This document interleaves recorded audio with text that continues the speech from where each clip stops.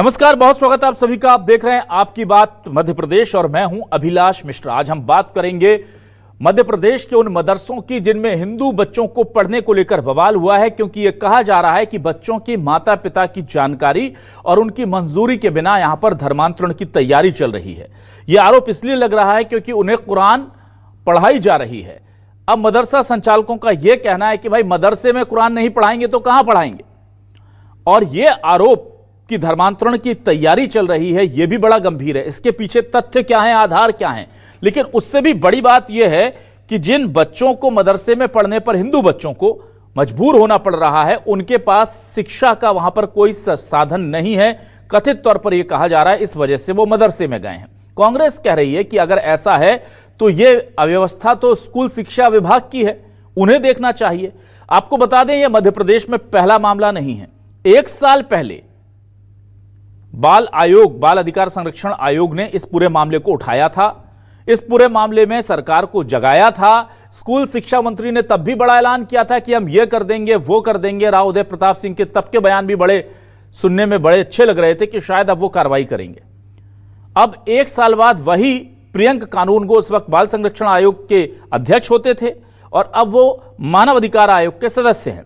उन्होंने फिर इस मुद्दे को उठाया है और लिस्ट सौंपी है कि कहां कितने हिंदू बच्चे पढ़ रहे हैं मदरसे में। फिर से वही रटा रटाया जवाब स्कूल शिक्षा मंत्री राव उदय प्रताप सिंह का आ गया है कि हम इस पर कार्रवाई करेंगे, आगे देखेंगे। और वो साथ ही साथ ये भी कह रहे हैं कि हमें पता ही नहीं चलता कि गली कूचों में कहां मदरसे खुल जाते। एक मंत्री इस तरह की बात कर रहा है कि मध्य प्रदेश में मदरसे कहां खुल रहे हैं ये उन्हें पता ही नहीं चल पाता, और बच्चे उसमें पढ़ रहे हैं ये भी उन्हें जानकारी नहीं। इस पर बीजेपी और कांग्रेस आमने सामने है। मुस्लिम समुदाय के लोग बेवजह इस मामले को तूल देने का आरोप लगा रहे हैं और हिंदू समुदाय इसे पूरी तरह से धर्मांतरण के लिए की गई साजिश करार दे रहा है। तो क्या इसमें वाकई में कोई सच्चाई है या यह है सिर्फ सियासी बिसात? इसी पर शुरू करते हैं आपकी बात।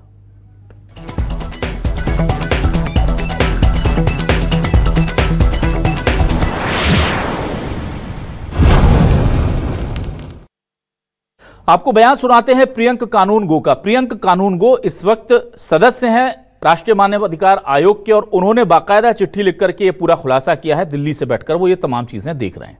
आप सोचिए, जब वो बाल अधिकार आयोग के, राष्ट्रीय बाल अधिकार आयोग के अध्यक्ष थे, तब भी उन्होंने ये मामला उठाया था, लेकिन शिक्षा विभाग के कानों पर जूं नहीं रहेंगी। अब एक बार फिर वो क्या कह रहे हैं इस पूरे मामले को लेकर, सुनिए। हमको कई सारे लगभग 500 हिंदू बच्चों के मदरसों में दाखिल होने की शिकायत मिली है, और ये मदरसे सरकार द्वारा वित्त पोषित हैं, ये भी पता चला है। शिकायतकर्ता ने तो यहाँ तक आरोप लगाया है कि बच्चों को कुरान इत्यादि पढ़ा के इन हिंदू बच्चों को इस्लाम में धर्मांतरित करने का एक षड्यंत्र चल रहा है। हमने इस शिकायत को जांच के लिए मध्य प्रदेश सरकार को भेजा है। प्राइमा फेसाई हमारा ये मानना है कि हिंदू बच्चों का मदरसे में कोई काम नहीं है। यदि सरकार की फंडिंग पे ये हो रहा है तो इन दोषी अधिकारियों के खिलाफ राज्य सरकार को निश्चित रूप से कार्रवाई करनी चाहिए। और आइए अब इस पूरे मामले पर सुनिए जरा स्कूल शिक्षा मंत्री क्या कह रहे हैं। ये हमेशा इसी तरह का बयान देते हैं और ये अपनी सरकार को एक बार फिर फंसाते नजर आ रहे हैं। साफ तौर पर कह रहे हैं कि हमें तो पता ही नहीं चलता कि कहां मदरसे खुल गए और कब स्कूल के बच्चे उसमें एडमिशन ले लिया। सोचिए, ये हालत एक मंत्री की है। इतना गैर जिम्मेदाराना बयान वो दे रहे हैं, सुनिए। चुनौती यह है कि जो पंजीबद्ध हैं उनको तो हम लोग ट्रैक कर लेते हैं, लेकिन जो बिना जानकारी के गली मोहल्लों में चालू कर देते हैं, वो जब तक आपको विधिवत सूचना नहीं आती, कहीं से हमको किसी तरह की जानकारी नहीं आती, तब तक हम उनको ट्रैक नहीं कर पाते। तो हम लोग अब हमने अपने डीओज को, अधिकारियों को ये कहा है कि आप इस तरह के हमारे अमले को, नीचे वाला अमला जो है वो जांच करें। इस तरह के स्कूल अगर कहीं समाज में नीचे चल रहे हैं, जो अनैतिक गतिविधियों को भी संपादित करने का काम कर रहे हैं, नियमों को तोड़ने का काम कर रहे हैं, या बच्चों को जो शिक्षा के मापदंड हैं उनके उल्लंघन का काम कर रहे हैं, तो उनकी जानकारी दो। हम उनको उनके जो है स्कूल बंद कराने का भी काम करेंगे, साथ ही उनके खिलाफ कार्रवाई भी करेंगे। और अब आपको सुनाते हैं कि हिंदू समाज के जो संत हैं, जो हिंदू समाज का सनातन को लेकर के हमेशा से इस मामले को उठाते रहे हैं, उनका क्या सोच है, उनकी क्या सोच है और उनका क्या कहना है इस पूरे मामले को लेकर। सुनिए स्वामी अनिलानंद महाराज जी क्या कह रहे हैं। मध्य प्रदेश के ही 27 मदरसों में 556 बच्चों जिनको की मतांतरण की तैयारी की जा रही है, ये हम नहीं कह रहे, ये मानव अधिकार आयोग में जो शिकायत पाई गई उस पर जांच के आदेश दिए गए हैं। हम ये कहते हैं कि पहले ये मतांतरण कराते हैं, फिर धर्मांतरण कराते हैं। आखिर हमें ये समझ में नहीं आता कि ये हिंदुओं के पीछे पड़े क्यों हैं, उन बच्चों को वहाँ पढ़ा क्यों रहे हैं बगैर अनुमति के। क्या शासन से अनुमति ली, क्या उनके पेरेंट्स से अनुमति ली, क्या हिंदू समाज से अनुमति ली? और दूसरी बात यह है कि जब वो जिस समाज के बच्चे हैं वो उस धर्म ग्रंथ को पढ़ेंगे ना, वो दूसरे धर्म ग्रंथ को क्यों पढ़ेंगे? उनको कुरान पढ़ाकर मजबूरी उनका मतांतरण करा के और फिर धर्मांतरण कराने की कोशिश ये पूरे मध्य प्रदेश में और पूरे देश में अभी भी चल रही है। ये लोग अभी भी सावधान हो जाएं, इस प्रकार से बच्चों का माइंड वॉश करके उनका धर्मांतरण कराने की कोशिश ना करें। वहीं इस पूरे मामले पर बीजेपी और कांग्रेस आमने सामने है। रामेश्वर शर्मा कह रहे हैं कि हमारे खिलाफ, हिंदुओं के खिलाफ बड़ी साजिश हो रही है। और पीसी शर्मा साहब पूछ रहे हैं कि भाई स्कूल में बच्चे पढ़ने जाते हैं, माता पिता को पता है स्कूल नहीं मिलेगा तो कहीं तो भेजेंगे, मदरसों में भेज रहे हैं, तो स्कूल शिक्षा विभाग क्या कर रहा है? इस पर बीजेपी के नेता चुप हैं, लेकिन वो एक बड़ी साजिश मुस्लिम समाज की या मदरसों की बता रहे हैं। जरा बीजेपी और कांग्रेस के दोनों बयान सुनिए। ये जो मानव अधिकार आयोग के पास जो शिकायत आई है, मैं समझता हूं मानव अधिकार आयोग उस पर कठोर कार्रवाई करेगा, लेकिन मध्य प्रदेश सरकार और शिक्षा विभाग भी कठोर कार्रवाई करेगा। किसी को भी दूसरे धर्म के ज्ञान देना और उनके मदरसों में बुलाकर उनको पढ़ाना, ये न्याय उचित नहीं है। और इसलिए वहां हम कोशिश करेंगे कि जिला शिक्षा अधिकारी और कलेक्टर को मध्य प्रदेश सरकार निर्देश देगी कि वहां की क्या परिस्थितियां और कितने बच्चे जा रहे हैं, कौन मुल्ला मौलवी इनको डराकर शिक्षा दे रहा है, और ऐसे जो भी मदरसे कर रहे हैं उनमें ताले लगा दिए जाएंगे। कोई भी मदरसे ऐसे नहीं चलेंगे जो सनातनी या हिंदू बच्चों को या जैन बौद्ध या सिख बच्चों को वहां पर जो है दूसरे धर्म की इस्लाम की तालीम दी जाए, कभी कतई बर्दाश्त नहीं की। मदरसे के हिसाब से अगर कोई पढ़ाई हो रही है उसमें हिंदू बच्चे हैं तो ये शिक्षा विभाग क्या कर रहा है? ये सरकार तरह तरह के कानून बनाती है, लव जिहाद पे कानून बना रही है, दूसरा धर्मांतरण पे बना रही है। तो ये मुरैना में अगर 500 बच्चे पढ़ रहे हैं तो कर क्या कर रहा है शिक्षा विभाग? कुल मिला के भारतीय जनता पार्टी और इसकी सरकार केवल इवेंट मैनेजमेंट करते हैं, लोगों को धर्म के आधार पे, जाति के आधार पर बांटो और वोट लो, सत्ता में बैठो और पैसे कमाओ। और अब देखते हैं हमारे आज का सवाल क्या है। सवाल लेकर आ रहे हैं आपके टेलीविजन स्क्रीन पर। हमारे सवाल ये रहे, एमपी में मदरसे बन रहे, धर्मांतरण का ठिकाना 27 मदरसों में 556 हिंदू बच्चे थे निशाना, ये कहा जा रहा है। गैर मुस्लिम बच्चों को कुरान हदीस क्यों पढ़ाना? कांग्रेस बोली बीजेपी का काम सिर्फ धर्म जाति में बांटना। शिकायत पर राष्ट्रीय मानव अधिकार आयोग ने लिया संज्ञान, शिक्षा विभाग का क्यों नहीं गया इस पर ध्यान? सबसे बड़ा सवाल तो यही है भाई। एमपी में शहर शहर मदरसे बन रहे, धर्मांतरण की फैक्ट्री, आरोप निराधार या तोहमत सच्ची? सबसे बड़ा सवाल तो यही है, क्या धर्मांतरण के लिए अब मदरसों का इस्तेमाल हो रहा है? हमारे साथ कुछ खास मेहमान जुड़ेंगे, सीधे आपका तारुफ करा देता हूं। परिचय आप सुनिए। बीजेपी से वरिष्ठ नेता प्रवक्ता डॉक्टर प्रेम व्यास जी हमारे साथ जुड़ रहे हैं, बहुत स्वागत करूंगा। हमारे साथ कांग्रेस से वरिष्ठ नेता और पूर्व महापौर ठाकुर जय सिंह जी जुड़ रहे हैं, उनका बहुत स्वागत करूंगा। उपाध्यक्ष के तौर पर राष्ट्रीय सनातन सेना से हमारे साथ अनंत शर्मा जी जुड़ रहे हैं, उनका स्वागत करूंगा। और इमरान कुकर जी मुस्लिम स्कॉलर हमारे साथ जुड़ गए, उनका भी बहुत स्वागत करता हूं। चलिए सबसे पहले डॉक्टर प्रेम व्यास जी के पास आ जाता हूं। डॉक्टर प्रेम व्यास जी, ये बात लगभग 1 साल भी पूरा नहीं हुआ, 1 साल पहले भी ये पूरा मुद्दा सामने आया था कि मदरसों में हिंदू बच्चे पढ़ रहे हैं। तब भी प्रियंक कानूनगो जी ने चिट्ठी लिख करके जगाया था सरकार को, और यही जो बातें कही हैं अभी, यही बातें लगभग उस वक्त भी स्कूली शिक्षा मंत्री जी ने कही थी। 1 साल बाद फिर से वही चीजें सामने आ रही हैं। तो या तो आप इस मामले को इतना बड़ा समझते नहीं है जितना कि बताया जा रहा है कि इस पर एक्शन लिया जाए, या फिर एक्शन लेने से कतरा रहे हैं, या इस पर ध्यान ही नहीं दे रहे हैं। आखिर चल क्या रहा है मध्य प्रदेश के अंदर? मदरसों में हिंदू बच्चों को पढ़ाया क्यों जा रहा है? और जो बार बार लगा रहा है, आरोप लग रहा है कि जबरन उनका धर्मांतरण कराने की कोशिश की जा रही है, तो क्या कोई मुल्ला मौलवी या कोई वहां का दूसरा व्यक्ति आकर के हाथ पकड़ के बच्चों को मदरसे ले जाता है क्या? भेजते तो स्वेच्छा से होंगे माता पिता।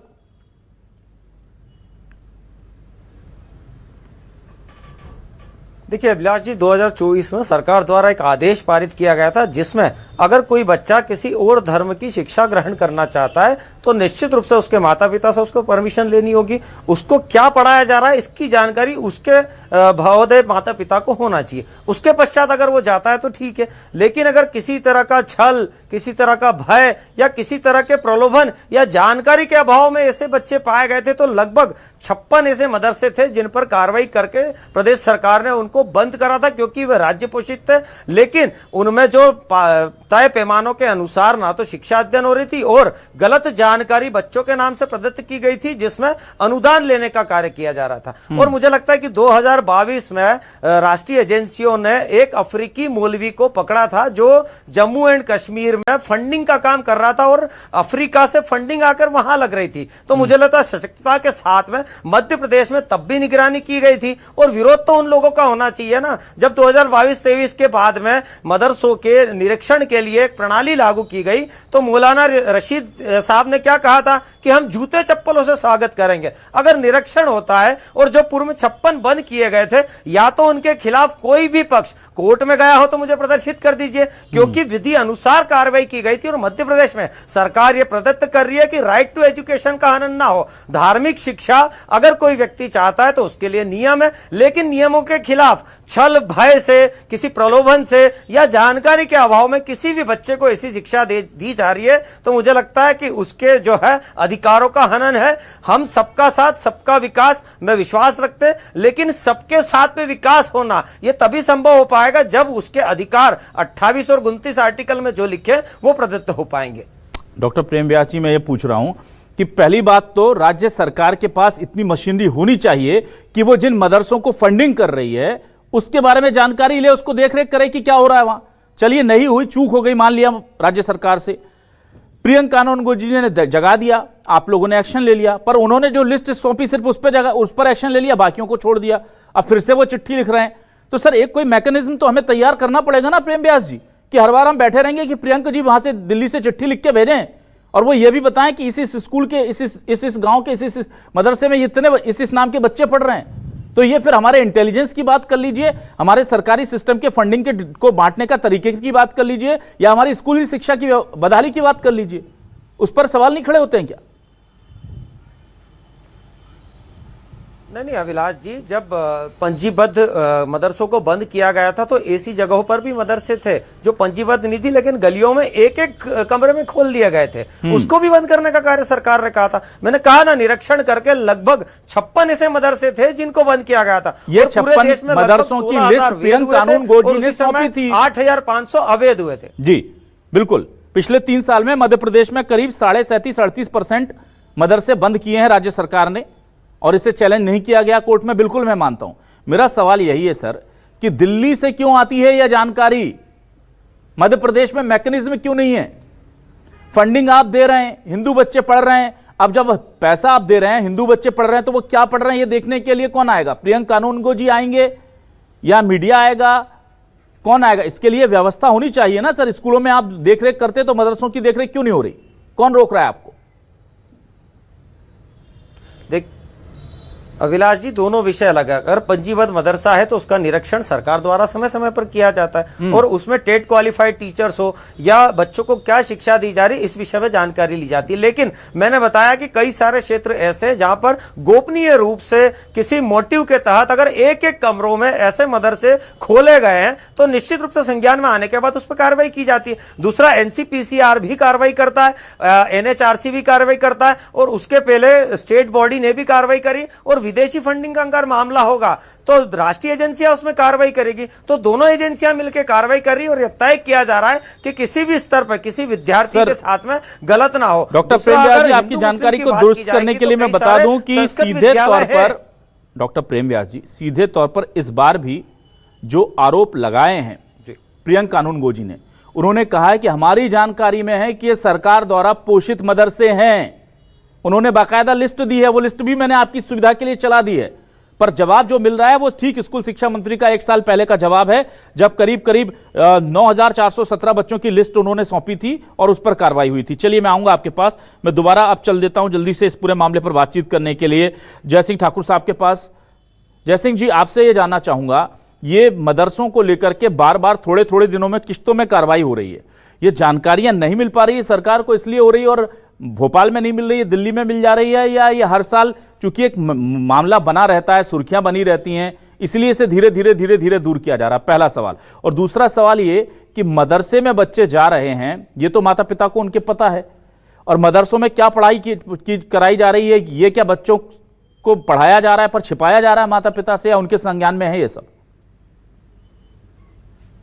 देखिए अभिलाष जी, ये खुलेआम दिख रहा है कि ये सरकार का फेलियर है जी। इनके बनाए हुए मानवाधिकार आयोग के जो अध्यक्ष हैं, इनके ही बनाए हुए हैं। उन्होंने पिछले साल ही जब इनको जानकारियां दे दी थी, तो साल भर हो गया उनको दोबारा लेटर लिखना पड़ रहा है। इसका सीधा सीधा सरकार पर प्रश्न चिन्ह खड़ा होता है कि सरकार और सरकार के मंत्री फेल्यूर हैं। ये लोग निश्चित रूप से, इनका कुछ नहीं है, इनको इस तरह के मुद्दे बनाकर जनता के बीच में विभाजन करना है और अपने को राजनीति सेकना है। अगर ये कार्रवाई करते तो अभी तक ये नौबत ही नहीं आती। अभी इस सिरे से सारे नियम कानून है, सरकार ने नियम बना रखे हैं, उस नियम के तरफ सब कामकाज होता है, तो ये देख नहीं पा रहे हैं क्या? ये तो सरकार का सरेआम फेल्यूर है और ये कुछ भी नहीं।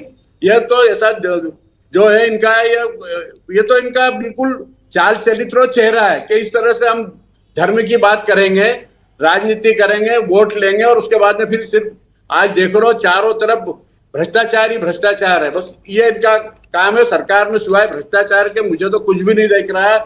आम पब्लिक परेशान है और नीचे का तबका बिल्कुल परेशान है। आज भ्रष्टाचार इस चरम पर है इस सरकार में कि आप कल्पना भी नहीं कर सकते अभिलाष जी।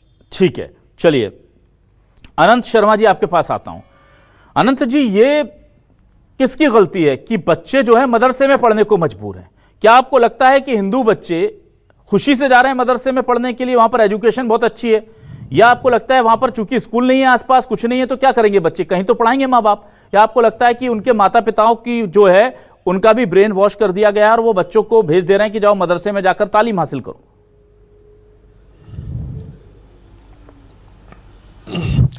अभिलाष जी, मैं यही बोलूँगा कि कहीं ना कहीं इसमें हमारा समाज में फेलियर है कि ऐसे जो भी मदरसे चल रहे हैं तो उन पर सख्त से सख्त पहले तो कार्रवाई होनी चाहिए, और कहीं ना कहीं हमारे हिंदू भाइयों में और सभी में इस होना चाहिए कि जो मदरसे चल रहे हैं तो हमारे पड़ोस में रहने वाले लोगों को उसकी जानकारी क्यों नहीं हो पाई। तो वो केवल शिकायत के तौर पर एक पत्र ले लेते हैं कि हाँ हम इस पर जांच करेंगे, लेकिन इस पर जांच नहीं होनी चाहिए, इस पर सख्त से सख्त कार्रवाई होनी चाहिए। और अगर कोई परिवार जो अपने बच्चों को मदरसों में भेजना चाह रहा है तो उसकी लिखित में उनकी अनुमति होनी चाहिए उन पेरेंट्स की।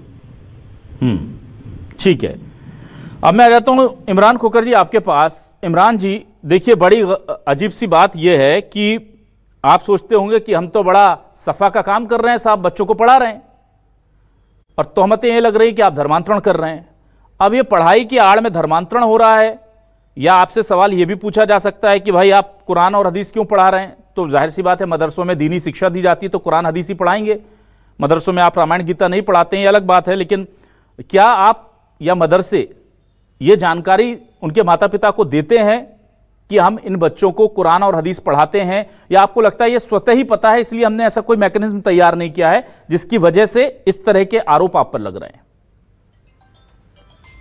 विलास जी, मैं सबसे पहले तो सभी को सलाम। दूसरी बात, मैं आपको मेरी बात वहां से शुरू करता हूं जी कि इस देश का संविधान में आर्टिकल 30 हमें ये एक स्पेशल राइट देता है कि माइनॉरिटी के जो लोग हैं वो अपने एजुकेशनल इंस्टीट्यूट डेवलप कर सकें, उनको एक नए तरीके से चला सके जैसा उनका वहां का पैटर्न हो। अब मैं आगे लेकर आता हूं। इस आजाद मुल्क में जब एक इंसान को हर चीज की आजादी है, उसको इस बात की भी आजादी है कि वो किस तरह की एजुकेशन लेना चाहता है। अब मैं इसके एक और आगे लिए चलता हूं। जैसा मेरे भाई प्रेम भाई ने और हमारे शर्मा जी ने कहा कि इस पूरे मामले में जो फेल्यूर है, एक्चुअल देखा जाए तो मध्य प्रदेश सरकार का वो फेल्यूर है कि पिछले 20 साल से लगातार आपकी सरकार इंटेलिजेंस सिस्टम मैकेनिज्म होने के बावजूद अगर गली गली मदरसे खुल रहे हैं, अगर वो मदरसे इर्रेगुलर हैं, अगर वो मदरसे में किसी भी तरह का लीगल डॉक्यूमेंट नहीं है, तो क्या आपकी वहां का local administration, local police, local intelligence को आपने वहां पर क्यों बिठा रखा है? तीसरी चीज मैं आपको लेकर आता हूं सर वहां पर कि जहां पर भी ये मदरसे अगर हैं और अगर कोई भी हिंदू बच्चा हमारे मदरसे में आकर एजुकेशन लेना चाहता है, पहले तो मैं आपको एक बात क्लियर कर दूं, जब से मॉडर्नाइजेशन ऑफ मदरसाज हुआ है तब से मदरसों के अंदर इंग्लिश कंपलसरी हो गई है, स्कूली शिक्षा कंपलसरी हो गई है, कंप्यूटर की शिक्षा भी कंपलसरी हो गई है। अब जिन बच्चों के जो गरीब हिंदू बच्चे होंगे, चाहे वो ग्रामीण परिवेश से आते हो, बहुत रिमोट एरियाज में रहते हो, जब वहां पर सरकार नहीं पहुंच पाई, जब वहां पर अपने संगठन नहीं पहुंच पाए, तब वहां जाकर उन गरीब बच्चों को 3 चीजें मिली। एक तो उनको अपनापन मिला तो वो वहां पर गए, दूसरा उनको वहां पर मिड डे मील कह लीजिए, खाने को कुछ कह लीजिए, जो गरीब है जो नहीं मिल पा रहा है, तीसरी चीज उनको जो मिली वहां पर वो एजुकेशन मिली, उस एजुकेशन से वो एक अच्छे इंसान बनते हैं। अब आगे मैं आपको लेकर आता हूं, मैं जैन स्कूल से पढ़ा हुआ हूं सर। मैंने बचपन के अंदर जितने भी जैन समाज के मंत्र हुआ करते थे वो हमारे साथियों के साथ मुझे भी याद हुआ करते थे। इसका मतलब ये नहीं कि जैन समाज वालों ने मेरा धर्मांतरण करने की सोची, मेरे वो साथी थे, मैंने वहां पर चीजें सीखी, लेकिन अपने धर्म से हटकर कोई काम नहीं किया। ठीक इसी तरीके से मदरसों में कुरान पढ़ाया जाता है, हदीस पढ़ाई जाती है, कंप्यूटर पढ़ाया जाता है, स्कूली शिक्षा पढ़ाई जाती है, और एक इंसान को कोरे कागज को एक अच्छा इंसान बनाने की कोशिश की जाती है। अब गलती तो सर कई स्कूल भी करते हैं, वो चाहे किसी भी धर्म के हुए, किसी एक इंसान की गलती को आप पूरे समाज के ऊपर फ्रेम करके नहीं कर सकते। ये सरकार का इंटेलिजेंस फेल्योर है और सरकार का ओवरऑल फेल्योर है। अगर उनको ये लगता है कि हिंदू बच्चों को मुस्लिम मदरसों में नहीं आने देना चाहिए तो उनके लिए स्कूल खोलिए, उनके लिए खाने का इंतजाम कीजिए, छुआछूत की जो भावना है आपने गांव गांव के अंदर डाल रखी है उसको दूर करने की कोशिश कीजिए, समानता का अधिकार दीजिए। समानता का अधिकार में सबसे बड़ी परेशानी हर धर्म के लोगों के साथ है। अमीर का बच्चा कॉन्वेंट में पढ़ेगा, गरीब के बच्चे के लिए सरकारी स्कूल के अंदर टीचर तक मौजूद नहीं है। ये जो असमानता है ये हमारे समाज के अंदर एक खाई बन रही है। और अभिलाष जी मैं निवेदन करूंगा फिर कि या तो ये गवर्नमेंट अपने लोकल एडमिनिस्ट्रेशन जितने भी लोग हैं जो ध्यान नहीं रख पा रहे हैं कि गली गली मदरसा खुल रहे हैं, उन लोकल एडमिनिस्ट्रेशन के सभी अधिकारियों को कड़ी से कड़ी सजा दी जानी चाहिए ताकि इस तरीका का कोई मामला सामने ना आए। ठीक है, चलिए डॉक्टर प्रेम व्यास जी आपके पास आता हूं।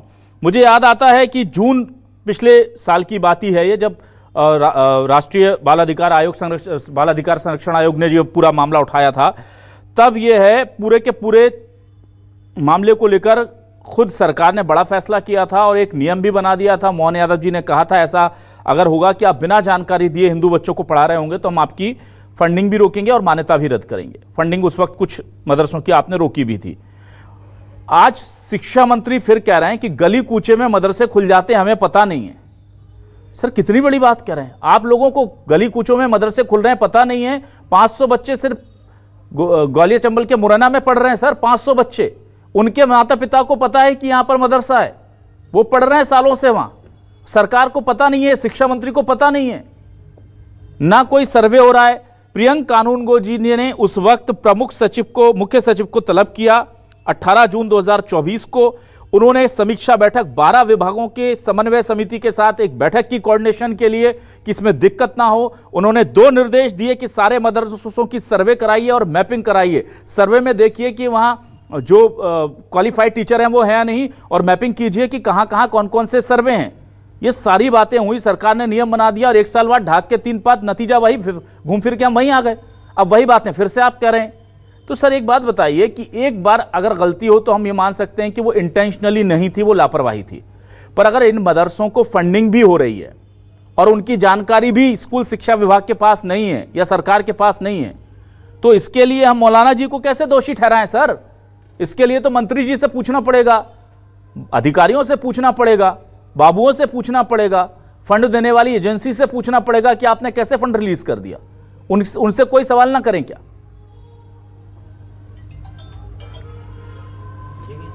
देखिए अभिलाष जी, इसमें टेक्निकल पॉइंट जो है, जब भी निरीक्षण होता है तो अर्धवार्षिक होता है, वार्षिक होता है या किसी शिकायत पे होता है। दूसरा जो पंजीकरण नवीनीकरण की बात होती है वो 3 से 5 साल में होती है। हाँ। और इसी का लाभ लेके अगर इस तरह की किसी भी गतिविधि में कोई भी लिप्त होता है तो उसके खिलाफ कार्रवाई की जाती है। मैंने इसीलिए टेक्निकल पॉइंट्स की बात करी। और जब हमने निरीक्षण करा था, जब लगभग 56 मदरसे बंद किया गया था, जब विपक्ष द्वारा यह आरोप लगाया गया था कि ये धर्म विमुख है, ये एक धर्म के खिलाफ कार्रवाई हो रही है। और मैंने तो मौलाना साहब का स्टेटमेंट भी कोट करके दिखाया, उस समय भी ये बात करी गई थी कि हाईटेक करे जाए, कंप्यूटर से जोड़ा जाए, सर्वे हो साल भर में और इन चीजों को सरकार बाध्य करे। तब ये बढ़ चढ़कर फैलाया गया था कि सरकार किसी एक धर्म के खिलाफ है। राइट टू एजुकेशन की अगर बात करेंगे तो निश्चित रूप से हर विद्यार्थी को राइट टू एजुकेशन का अधिकार है। और मध्य प्रदेश की बात करेंगे तो लगभग 8.3% विद्यालय मध्य प्रदेश में है और उसी का कारण है कि देश में सेकंड नंबर पर मध्य प्रदेश है विद्यालयों की परिस्थिति में। 16 के लगभग जो यूनिवर्सिटीज है, 30 के लगभग प्राइवेट यूनिवर्सिटी है। आज बताइए एम्स की बात हो गई, कई सारे प्रतिष्ठित संस्थान है जो मध्य प्रदेश में है, तो वो शिक्षा देने का कार्य कर रहे हैं। और दूसरी तरफ अगर तुष्टिकरण की बात करते हैं, मुझे 2 मिनट दीजिए, मैं एक सर्वे रिपोर्ट के अनुसार बताता हूं जो राष्ट्रीय स्तर पर हुई थी, जो लगभग जैसे साक्षरता दर जो पहले 60% हुआ करती थी, आज मुस्लिम बच्चों में 72% है। मैंने इसीलिए आपको कहा था कि सबका साथ सबका विकास, लेकिन सबके साथ में हित की बात। जो व्यक्ति अगर पढ़ना चाह रहा है तो उसके लिए सरकार ने नियम बनाए, उस नियमों की अगर खिलाफत होगी तो निश्चित रूप से सरकार बाध्य कार्रवाई करने के लिए। लेकिन टेक्निकल कारणों से कई बार कार्रवाई में देरी होती है और उसके लिए भी योजना बनाई गई थी कि निरीक्षण प्रणालियां हर 6 महीने में हो और उसी का अनुसरण करते हुए लगभग 56 जगह कार्रवाई हुई है। अभी एक शिकायत प्राप्त हुई है, उस शिकायत के अनुसार भी कार्रवाई की जा रही है और यह सरकार प्रदत्त कर रही है कि अपनी मन के अनुसार जो भी विद्यार्थी विद्या अर्जन करना चाहता है, हर 4 में से एक विद्यार्थी की फीस सरकार द्वारा भरी जा रही है। आदिवासी अंचलों में एकलव्य विद्यालयों के माध्यम से उन विद्यार्थियों जी, आप लोग बहुत अच्छा काम कर रहे हैं शिक्षा के क्षेत्र में। जिस तरह के डॉक्टर प्रेम व्यास जी, मैं मान रहा हूं बहुत सारी चीजें आप गिना सकते हैं, बहुत अच्छा काम कर रहे हैं। मैं इस पर्टिकुलर गड़बड़ की बात कर रहा हूं। चलिए, आपने कहा कि हमारे पास शिकायत आई, हमने कार्रवाई की और ये 6 महीने 2 महीने 2024 का मैंने आपको जिक्र कर दिया, 2025 का उदाहरण सामने है। चलिए और पीछे ले चलता हूं थोड़ा सा, और आप कहेंगे तो हर साल पीछे ले चलूंगा। 2022 विदिशा तोपपुरा मदरसा, तोपपुरा में एक मदरसा है, 35 से 45 बच्चे पढ़ते पाए गए हिंदू। उनसे पूछा गया कि भाई क्यों पढ़ते हो? बोले साहब हमारे पास समग्र आईडी नहीं थी, सरकारी स्कूल में टीचर नहीं आती थी, कुछ के नाम काट दिए गए, कुछ को दाखला नहीं मिला, कुछ पन्नी बिनने का काम करते थे, मदरसे में दाखला मिल गया, हम मदरसे में आ गए। तो सर ये 1 दिन की 2 दिन की कहानी नहीं है ना कि आप इसको ढांक लेंगे। हम लोग आंख बंद करके बैठे रहे और बच्चे कहां जाएंगे पढ़ने? आप बताइए, जब सरकारी स्कूल में उनको एडमिशन नहीं मिला 2022 में, क्या व्यवस्था बनाई? तब भी बात हुई थी कि सर्वे किया जाएगा, मैपिंग किया जाएगा, नहीं हुआ। 23 में नहीं हुआ, 24 में बाल अधिकार आयोग संरक्षण के आयोग की तरफ से लिखा गया, कुछ नहीं किया गया, केवल जो लिस्ट दे दी थी क्योंकि वो मीडिया में छप गई थी, तो कम से कम उतनों पे तो कार्रवाई कर देते हैं, बाकी छोड़ देते हैं। अब फिर एक और लिस्ट आ गई, फिर उस पर कार्रवाई कर देंगे। तो सर ये कब तक चलाएंगे? इसका कोई फुल प्रूफ सिस्टम बना लेंगे? आप खुद ही कह रहे हैं हम 6 महीने में सर्वे करते हैं। क्यों करते हो भाई 6 महीने में सर्वे? किसी ने मना किया आप जाकर के हर 3 महीने में सर्वे कर लीजिए, हर 2 महीने में सर्वे कर लीजिए?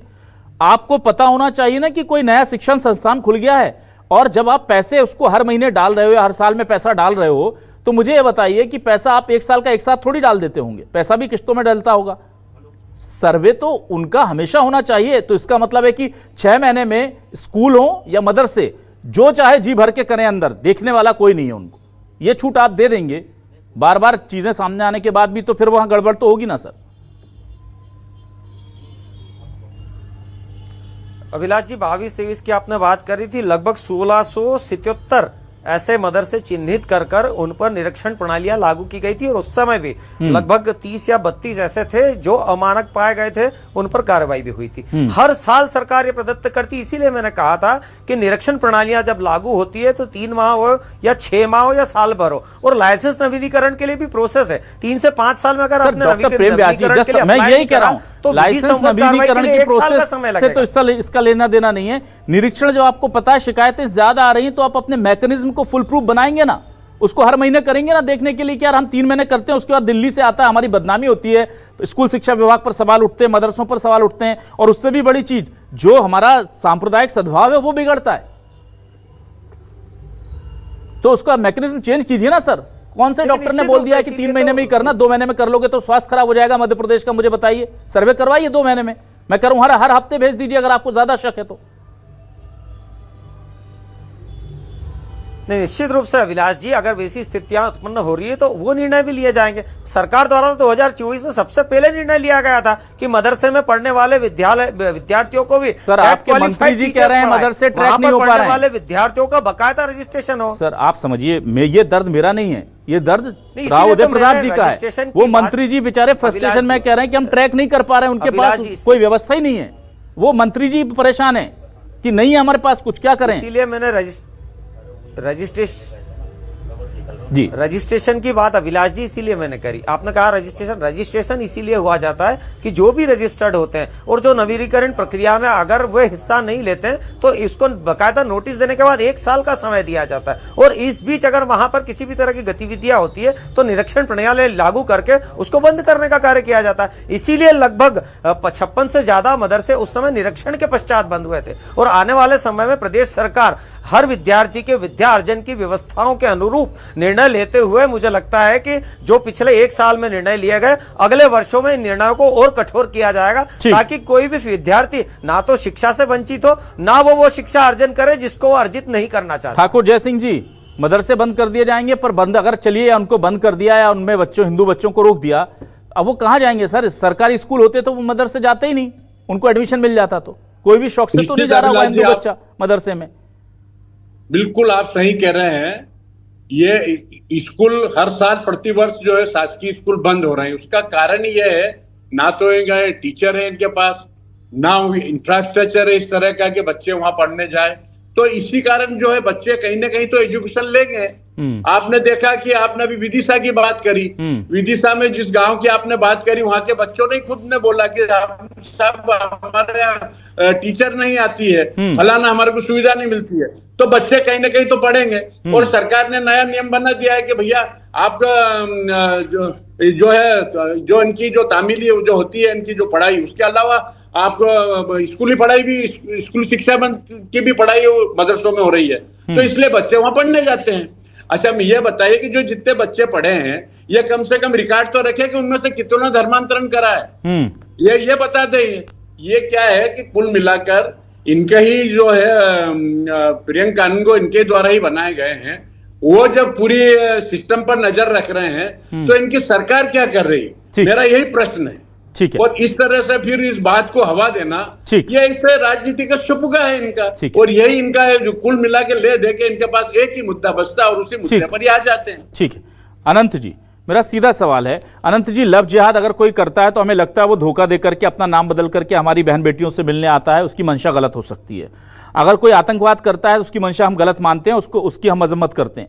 लेकिन एक बात बताइए, कोई मदरसा खोल के बैठा है और कोई बच्चा, चाहे वो सिख हो, जैन हो, हिंदू हो, आदिवासी हो, जो भी बच्चे हैं, ईसाई हो, वो अगर आता है तो वो उसको शिक्षा दे करके क्या कुछ गलत कर रहा है? भाई उसके लिए वो अपना सिस्टम तो बदलेगा नहीं। अगर वो कुरान पढ़ाता है तो कुरान पढ़ाएगा, गुरुकुल में अगर सरस्वती वंदना होती तो होगी ना। अगर कोई मुस्लिम बच्चा आ जाएगा तो हम ये तो नहीं कह सकते ना कि आप गुरुकुल में सरस्वती वंदना बंद कर दीजिए। तो इसमें गलती है क्या मदरसों की, या हमारी गलती है कि भाई हमको उनको वहां तक पहुंचने से रोककर बेहतर तालीम की व्यवस्था देनी होगी कि एजुकेशन के लिए ऑप्शन है। फिर कोई स्वेच्छा से जाना चाहे तो वो उसकी मर्जी, जो संविधान उसे इजाजत देता है। पर ये तो इसमें हम मुस्लिमों को या मुस्लिम कम्युनिटी को या मदरसों को क्यों गलत कैसे कह सकते हैं? कौन सा आधार है कि हम कहें कि आपने बच्चों को क्यों पढ़ाया? देखिए, कहीं ना कहीं हमारे हिंदू परिवारों में इस चीज की गलती है कि वो ऐसे मदरसों में भेज रहे हैं। अगर हमारे हिंदू एक हो जाएं तो कहीं ना कहीं हमारे कोई भी परिवार का व्यक्ति, कोई भी बच्चा, कोई भी नई जनरेशन ऐसे मदरसों में नहीं जाएगा।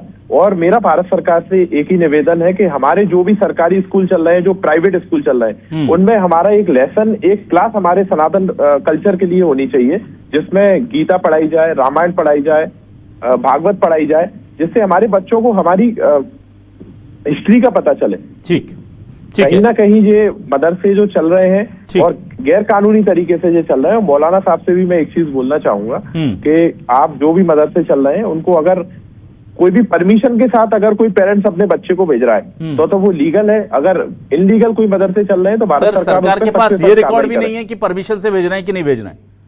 ये रिकॉर्ड भी नहीं है, मैं आपको बता दूं कि किसकी परमिशन ली, किसकी नहीं ली। चलिए मैं इमरान जी के पास आता हूं। इमरान खोखर साहब, देखिए एक चीज में मुझे लगता है जहां पर मैं कह सकता हूं कि मदरसों को ये गलती वो कर रहे हैं, इसको दुरुस्त करनी चाहिए। और वो गलती बहुत ईमानदारी से मैं बोलूं ये है कि अगर आप दीनी शिक्षा गैर मुस्लिम बच्चों को दे रहे हैं तो उसकी पूरी जानकारी या रिटर्न में एप्लीकेशन परमिशन, या कम से कम माता पिता पढ़े लिखे नहीं है तो उन्हें बुला करके, आजकल तो मोबाइल में रिकॉर्ड हो जाता है भाई, सबको एक दिन बुला लीजिए, मोबाइल में रिकॉर्ड कर लीजिए कि हम ऐसी ऐसी जानकारी बच्चों को देंगे, हम कुरान पढ़ाएंगे, आपको कोई आपत्ति तो नहीं, आप हामी भर दीजिए और उसमें अंगूठा लगवा लीजिए, साइन करवा लीजिए या हामी भरवा लीजिए। वो जो सरकार ने नियम बनाया है सर, वो उसको फॉलो नहीं किया जा रहा है, गुपचुप तरीके से ये हो रहा है, इसको लेकर क्या आपत्ति है? अभिलाष जी, मैं सबसे पहले तो आपको एक बात बता दूं कि गवर्नमेंट अपनी नाकामी छुपाने के लिए एक विलन तैयार करना चाहती है, चाहे वो लव जिहाद की बात कह दे या जबरन धर्मांतरण की बात कह दे। जब इनसे जेन्युइन मुद्दे संभाले नहीं जा रहे हैं तब इनको एक विलेन खड़ा करना है, और विलेन खड़ा करने के लिए इन्होंने बड़ी आसान सी एक चीज सोच ली है कि धर्मांतरण के बहाने मदरसों पर टारगेट किया जाए। अब मैं आपकी बात पे आता हूं, और हमारे जो शर्मा जी बैठे, बहुत अच्छी उन्होंने बात कही कि सर सबको पता है कि मदरसे के अंदर कुरान और हदीस पढ़ाई जाती है। अब मॉडर्नाइजेशन जब से हुआ है तब से वहां पर दीनी स्कूली शिक्षा और अदरसी दूसरी जो चीजें चल रही है। तीसरी बात मैं आपको जाता हूं कि हर माँ बाप को यह पता होता है कि उसका बच्चा अगर जिस स्कूल में जा रहा है, जिस मदरसे में जा रहा है, जिस गुरुकुल में जा रहा है, वहां पर क्या पढ़ाई होती है। फॉर एग्जाम्पल, आपके और हमारे सबके बच्चे हैं, हमारा बच्चा किस ट्यूशन पर जाता है, किस स्कूल में जाता है, वहां क्या पढ़ाई जाती है, वहां का सिलेबस क्या होता है, सारी चीजें पता होती है। ना यही तो मैं, ये इमरान खोकर जी, प्लीज इमरान खोकर जी, ये कहकर के आप बच नहीं सकते। स्कूल की, मदरसे की जिम्मेदारी है कि आप जो उनके पेरेंट्स हैं उन्हें बताएं कि भाई हम आपके बच्चों को हमारे धर्म की ये जानकारी दे रहे हैं, पता होता है करके नहीं, क्योंकि अब नियम बना दिया है सरकार ने और नियम का पालन तो करना चाहिए ना भाई, तो बता दीजिए ना। ठीक है, मैं अभिलाष जी आपकी बात से 100% सहमत हूं कि जो भी पेरेंट्स आए, आप पहले तो उन लोगों का रिकॉर्ड लेकर आइए कि जिनके माँ बाप को बिना बताए हुए उनके बच्चों को अपने कुरान हदीस पढ़ा दी हो। देखिए, हमारे जो मदरसे हैं, हमारी जो मस्जिदें हैं, वो सभी के लिए ओपन है। हम इतनी छोटी सोच के लोग नहीं है कि हम हमारे मदरसों के बाहर बोर्ड लगा दे कि गैर मुस्लिम का आना मना है। एवरीबडी इज इनवाइटेड, आप आइए, हमारी शिक्षा प्रणाली को समझिए, सिलेबस को समझिए। आपको अगर अच्छा ना लगे अपने बच्चे को मत पढ़ाइए, लेकिन आप उस किसी भी मदरसे को विलन बनाने की कोशिश ना कीजिए। सरकार अपनी नाकामियों को छुपाने के लिए एक विलन बना रही है, और इसके अलावा सरकार के पास कोई काम नहीं है। हिंदू मुस्लिम के अलावा इनके पास कोई काम नहीं है। और अगर कुछ इरेगुलरिटीज है तो उसको आप हमें ताकीद कीजिए, हमारे मदरसे उनको सही करेंगे, हमारे मदरसे उनको अच्छे तरीके से रन करेंगे इंशाअल्लाह। चलिए ठीक है, तो ये मामला बहुत संगीन है, क्योंकि सिर्फ बात पढ़ाई की नहीं है, बल्कि बात उस चीज की भी है जो कहीं ना कहीं अब समाज में विघटनकारी बनती जा रही है, और वो है धर्मांतरण। धर्मांतरण की आड़ में अगर ये किया जा रहा है तो गलत है, लेकिन सवाल यही है कि ना तो किसी मदरसे ने जाके हिंदू बच्चों को बुलाया, ना ही उन्होंने कोई दबाव बनाया, ये बच्चे खुद से जाते हैं सरकार के पास, या जो मानव अधिकार आयोग है उसके पास भी ऐसा कोई रिकॉर्ड नहीं कि जबरदस्ती इन बच्चों को लाया गया है। लेकिन सबसे दुख की बात यह है कि इन्हें जाने को मदरसे पे मजबूर होना क्यों पड़ रहा है। वो जो जड़ है उस पर कोई बात नहीं करना चाहता। मदरसों में धर्मांतरण की साजिश हो रही है, ये कह देना आसान है, पर जाहिर सी बात है जब आप इसे साबित करने जाएंगे तो बहुत से सच ऐसे निकलेंगे जिसे देखकर हम खुद शर्मिंदा होंगे। बहुत शुक्रिया करूंगा डॉक्टर प्रेम व्यास जी, ठाकुर जय सिंह जी, अनंत शर्मा और इमरान खोकर जी हमारे साथ जुड़ने के लिए, इस डिबेट का हिस्सा बनने के लिए। सभी का शुक्रिया। नमस्कार।